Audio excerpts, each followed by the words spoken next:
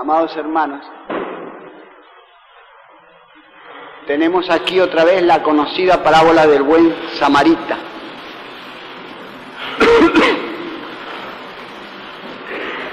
Que responde a la pregunta de un letrado: ¿quién es mi prójimo?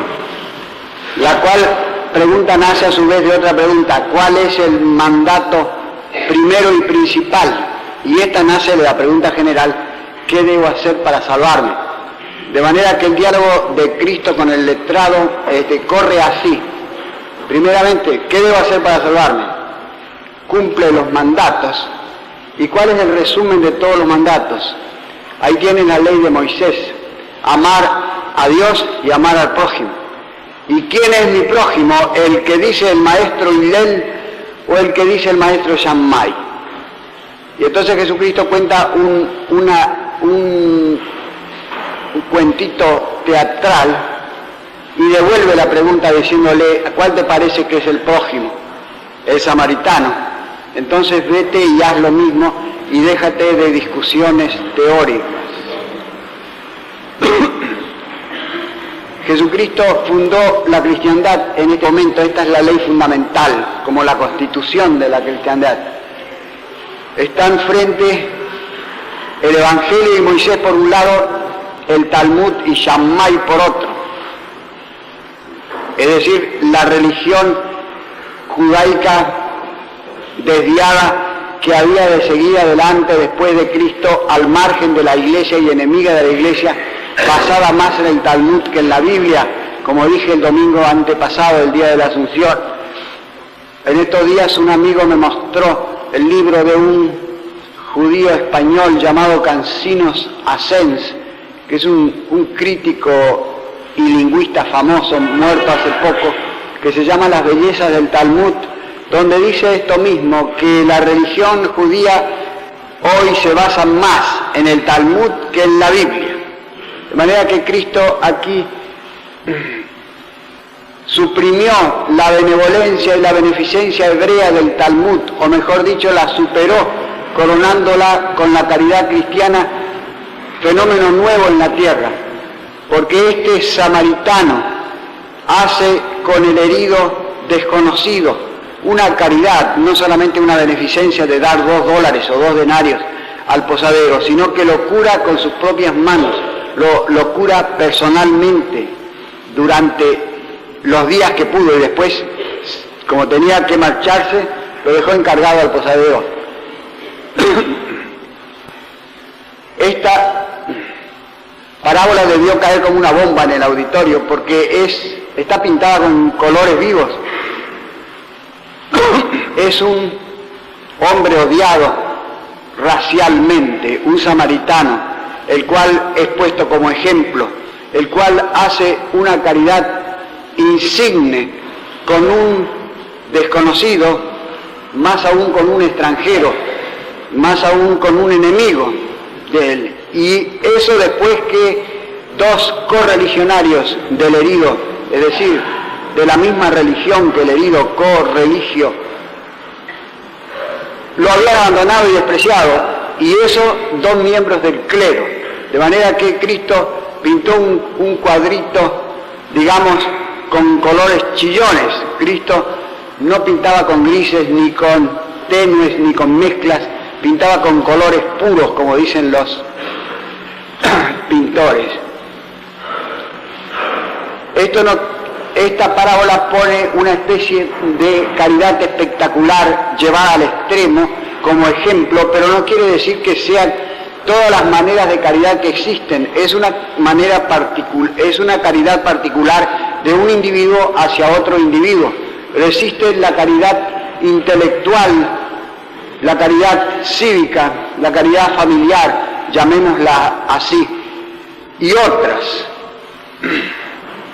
La caridad intelectual se le puede llamar así a la caridad de aquel que, sacándonos del error, nos lleva a la verdad. Nadie me hace un bien más grande, dijo Platón, que aquel que desde el error me lleva a la verdad. Y lo mismo repitió después Aristóteles y Santo Tomás de Aquino. Y ese fue el oficio de Cristo, esa fue la caridad que ejercitó principalmente Cristo, Para eso nació, para eso vivió, para eso trabajó, para eso formó a sus apóstoles, para eso fundó su iglesia y finalmente para eso murió en la cruz. Id y enseñad a todas las gentes. Este es el oficio del doctor sacro, del cual dijo el profeta Daniel: los que enseñan la justicia a otros resplandecerán como estrellas por perpetuas eternidades. Esta caridad eximia es la de los que imparten la caridad, la verdad, no cualquiera, sino la verdad salvífica, la verdad salvadora, con gran trabajo y a veces con riesgo de su vida. Es la mayor caridad que se puede hacer. Y después de esta viene otra caridad que podríamos llamar la caridad cívica, que es la de los grandes gobernantes y los grandes guerreros que mantienen el bien común de muchos, es decir, mantienen el orden de la sociedad civil y el orden de la sociedad religiosa.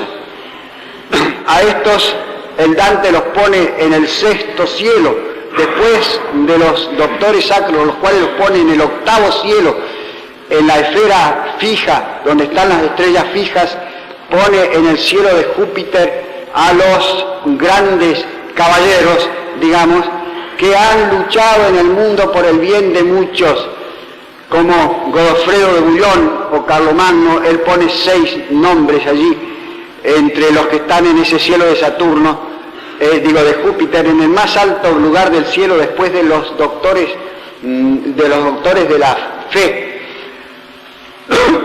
¿Y cómo defienden el orden? Defienden el orden haciendo justicia, defendiendo a la justicia. ¿Y cómo defienden la justicia?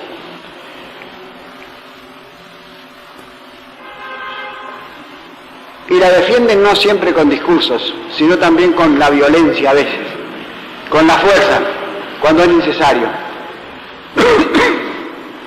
Y no dice el cristianismo que no hay que recurrir nunca a la violencia.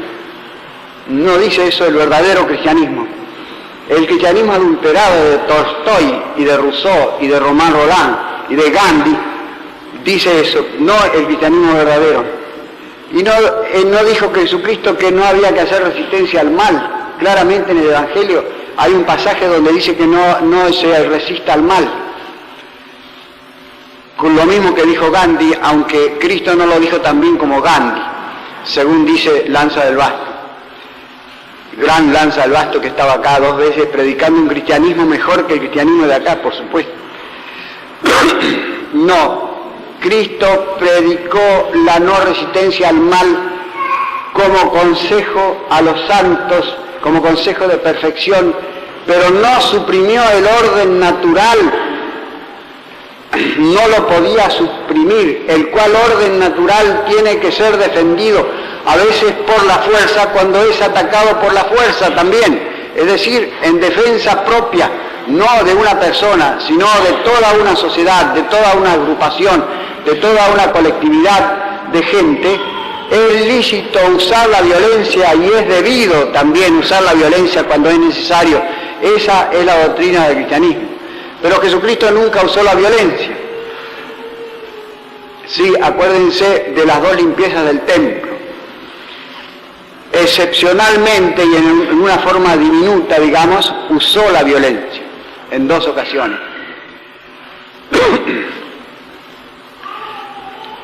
La Iglesia creó en Europa la caballería occidental y con ella hizo la Europa cristiana, que ahora está periclitando, que se está aparentemente disolviendo. No sabemos si vendrá una resurrección, una restauración de la Iglesia, pero si viene va a ser por medio de la caballería y por medio del honor militar. Sin la fuerza no se puede resistir al comunismo, el cual usa la fuerza y la mentira. Solamente puede ser resistido con la verdad y la fuerza, porque con la verdad sola no, con discursos no le van a hacer nada.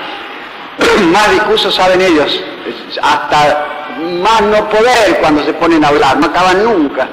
De manera que la fuerza tiene que ser resistida con la fuerza, con la espada solamente, no hay más remedio. Por eso la Iglesia creó el ideal del guerrero, que pone su fuerza y su vida al servicio de la justicia. En un tiempo en que ya no existe la caballería, ni siquiera la caballerosidad, todavía la palabra caballero es una palabra noble, un timbre de honor entre nosotros. Y por último está la caridad familiar, que se hace de particular a particular, el amor paternal, el amor conyugal, el amor filial, la amistad, la benevolencia, la beneficencia, la magnificencia, la munificencia, la cortesía, todas las virtudes que dependen de la caridad, la cual está bastante abandonada hoy día, aunque no está del todo abolida, porque si estuviera del todo abolida, yo ya no estaría vivo. La caridad dura todavía en el mundo cristiano, dijo el Papa recientemente en una locución en Castel Gandolfo.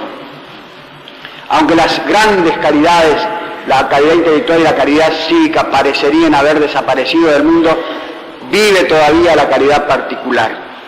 Y ahora habría que hablar de la no caridad, que es, para hacer el sermón bien actual y no irreal y teórico, habría que hablar de la contracaridad, de la falta de caridad y de la caridad falsificada que existe en el mundo en forma ingente.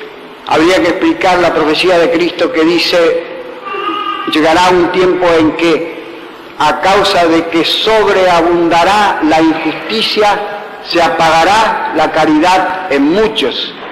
Porque no hay que olvidar que estamos en tiempo de guerras y rumores de guerra, continuamente. La guerra convertida en la institución cotidiana de la humanidad, institución permanente y común de la humanidad. Y la guerra es la más tremenda falta de caridad que existe. Y más todavía las guerras modernas, que son guerras atroces, no son guerras de caballeros, son guerras de caníbales.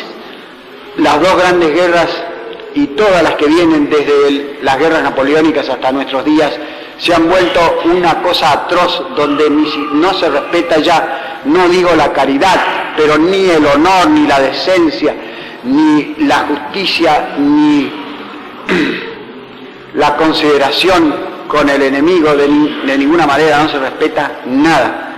Pero ese es un tema muy amargo.